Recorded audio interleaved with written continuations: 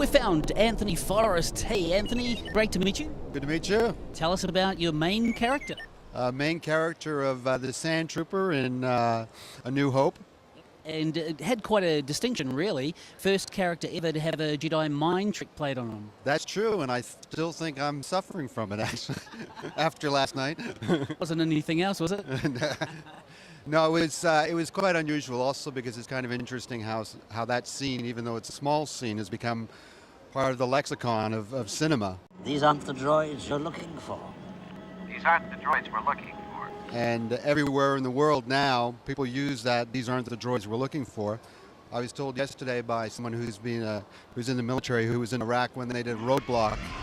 They use that line all the time when they're actually doing roadblocks. And one of the people got out of the car, who was an Iraqi, and he said, "These aren't the droids we're looking for." It's a classic. I love that. Yeah. And what was it like inside that Stormtrooper costume? Well, those original costumes were very rough, so it was very scratchy on the skin. And the day before, I got myself a sunburn, so that was an interesting thing to experience.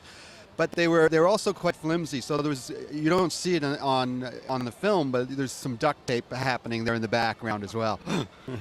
And how did your role evolve? How did you get that role? Well, I was actually there to film the Fixer, which is another character in the film that's not in the film, but it's kind of become a talking point among fans. And that was one of Luke's schoolboy buddies sort of thing? Yeah, that's the Fixer was a character that repairs the droids and lands. Basically he's a mechanic.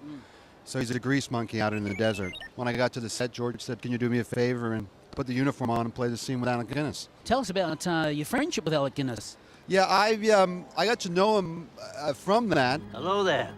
And then every time I was working at the BBC, which I'd done some other shows for the BBC, and he was there, he'd come up to me and we'd have a chat, and he was a very kind man.